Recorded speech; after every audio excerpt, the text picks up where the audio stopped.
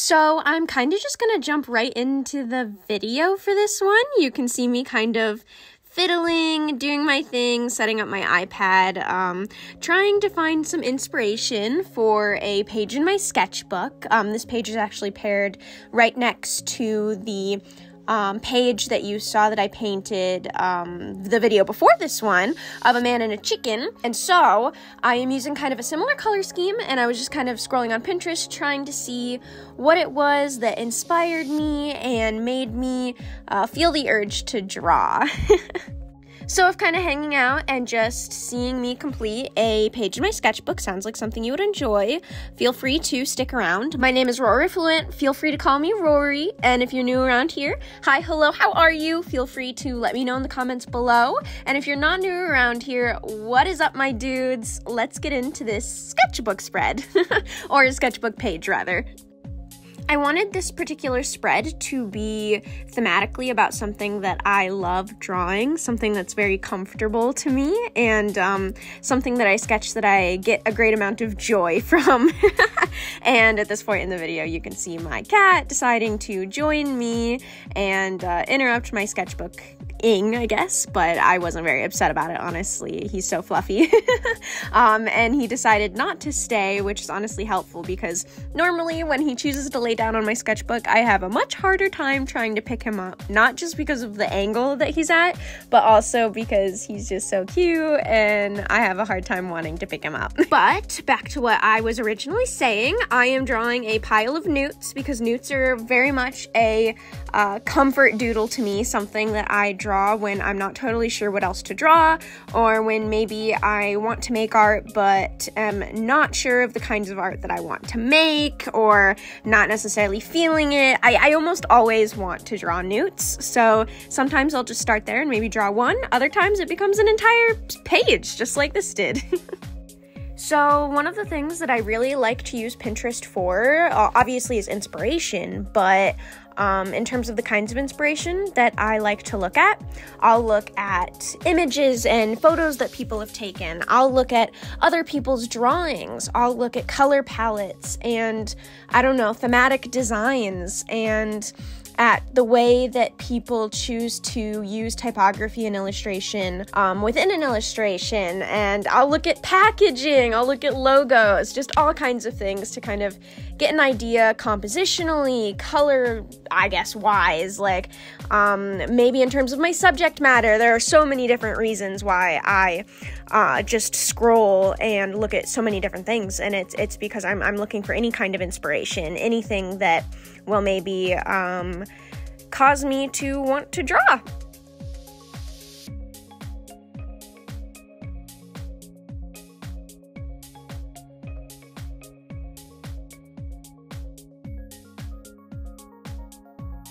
In this particular doodle that I'm working on at the moment, I found this sort of like designed, illustrated image with just a little bit of typography and sort of like a semicircular shape around the illustration. It's pretty, like, I don't know, it's very standard. I feel like it's not necessarily doing anything new, but I liked the kind of compact frame of reference where it's just kind of like this insinuated circle and this illustration in the middle of it. So I decided to draw like a newt with its head cut off and like X's in its eyes and like its tongue coming out of his mouth, even though the tongue kind of looks like smoke, but we're not going to talk about that.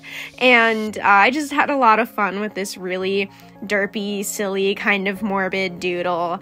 And I don't know, it was just kind of like one of those things where I drew it, and the process of drawing it was actually very fun, so it doesn't really matter whether or not the tongue looks like smoke or not.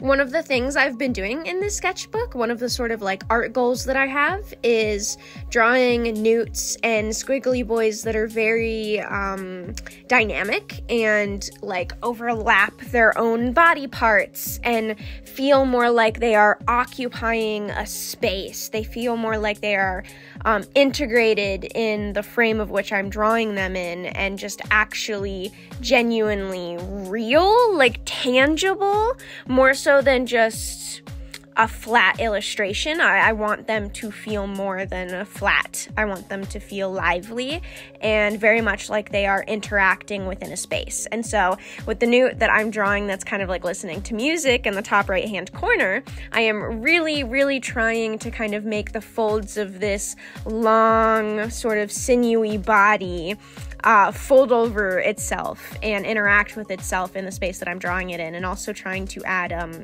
patterns and textures on the newt that will help display where the body is moving in the space that I'm drawing it as well, to kind of give off the vibe that this newt is like real, very I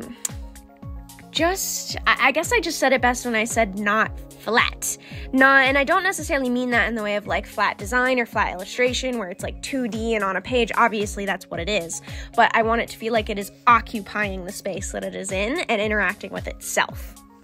This page ended up having, kind of just like these 3 main doodles where there wasn't a lot of tiny spaces to fill or anything like that. And so it's not necessarily compositionally, like as a page itself, the strongest thing I've ever drawn, but I did have a lot of fun drawing it, and the colors end up turning out very nicely. I end up enjoying the way that these really soft oranges and sort of lively greens play off of each other and almost give off like a fall vibe, but like the green also kind of makes the color scheme feel a bit lighter and lifted compared to like fall, which is normally a very kind of dark, grungy color scheme of browns and deep oranges, and like very burnt reds, and oftentimes muted color palettes as well. So I kind of like upped the saturation of a fall color palette and had the orange playing with the green, and I quite liked it, because normally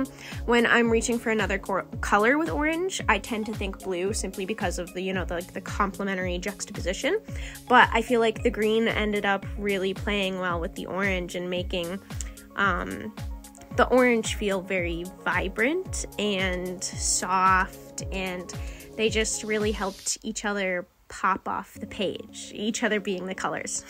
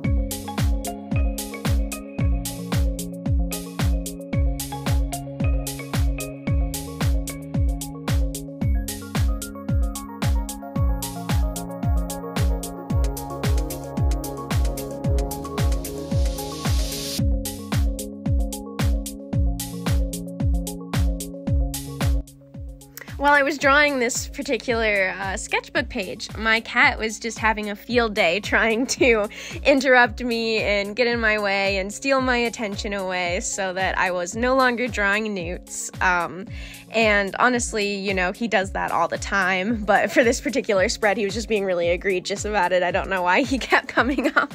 So you'll see I start to try and entertain him and just pet him and see if he'll just jump down. And this time he actually does try and lay down, and I have to kind of finagle my hands under him and pick him up and put him back on the floor or on my bed and placate him and hopefully get him to just relax for another 10-20 minutes while I finish up this spread.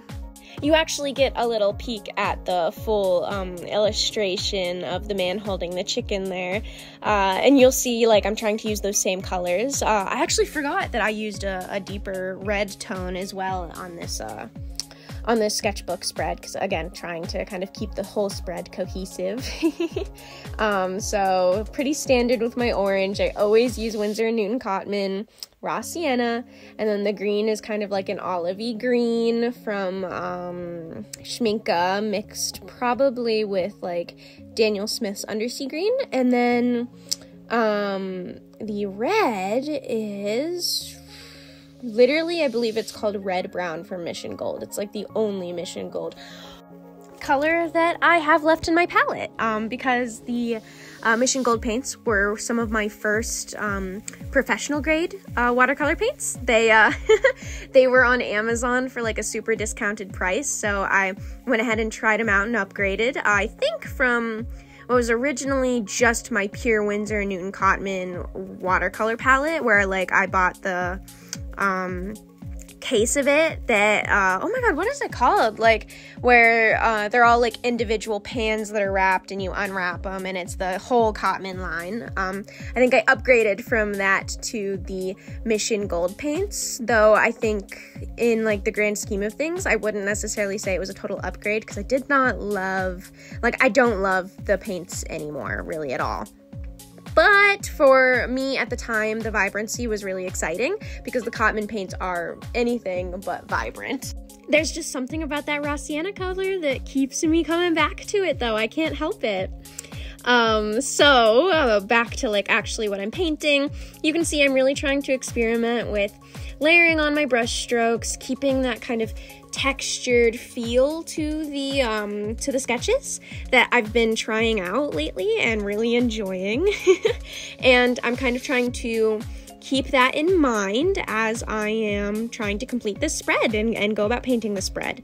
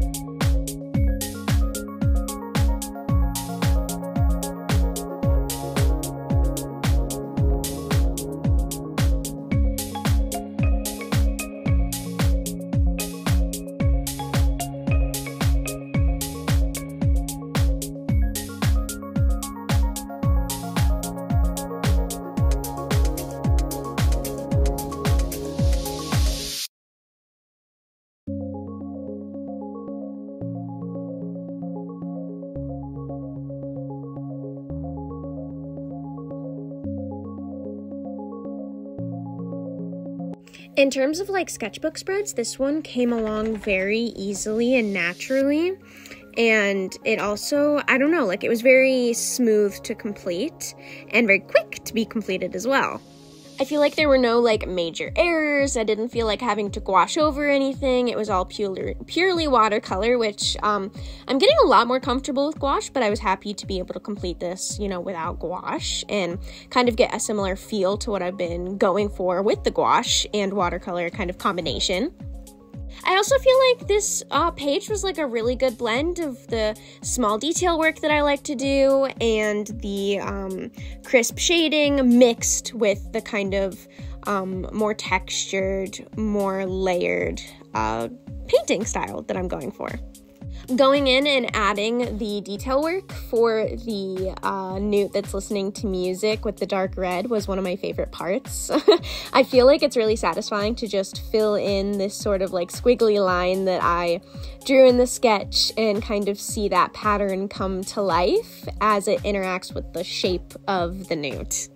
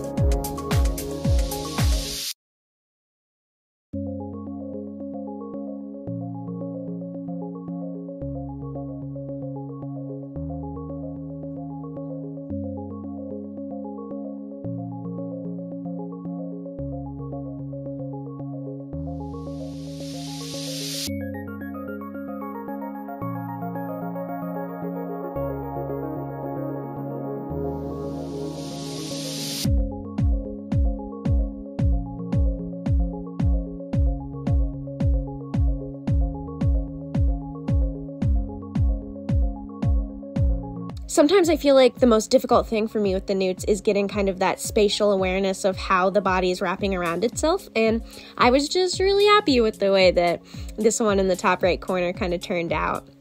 And I was very satisfied with the fine details that I was able to get. And I guess I don't necessarily mean fine details. I guess I just mean like when I like to go in, and I've always liked to go in with a very small brush and kind of give crisp shadows and just add a little bit more structure to the overall way that I've been painting. I feel like it's just kind of what I had relied on and what I had done for a really long time and nothing else. And so this page was a really nice example of kind of combining this new style with the way that I've always painted and really finding a way that is the most comfortable for me to paint. And that was really fun. And I think like the process of this page was a lot more fun than I'm used to. I just really overall enjoyed making this art, which is pretty cool.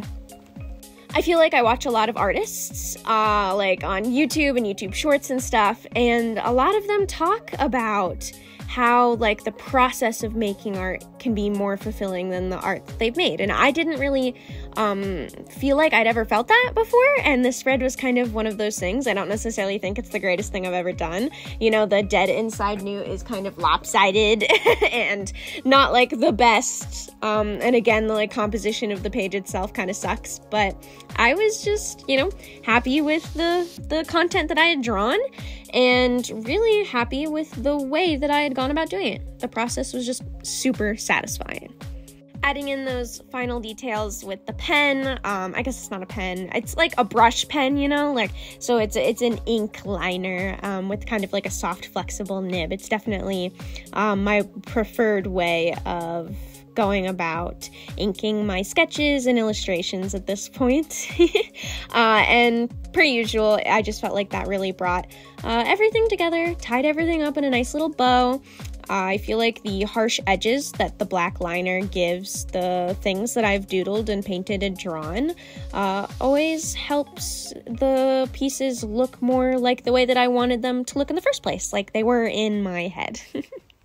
I don't think I'll ever be able to let go crisp, like, black lines in my art, at least traditionally, because of the satisfaction that it gives me in just creating those harsh edges for my doodles to finally kind of be made sense of, and those paint strokes to make sense and feel very intentional. You can kind of see why I was creating the shadows and highlights that I was once my pen strokes are added, or at least I feel that way. So it's just, again, super gratifying and just really nice when I finish a spread or a piece or whatever it is and cap it all off with that line work. I hope that whoever made it to the end of this video, thank you for that, by the way, enjoyed it, and hopefully I will be able to talk to you in the next one. Bye!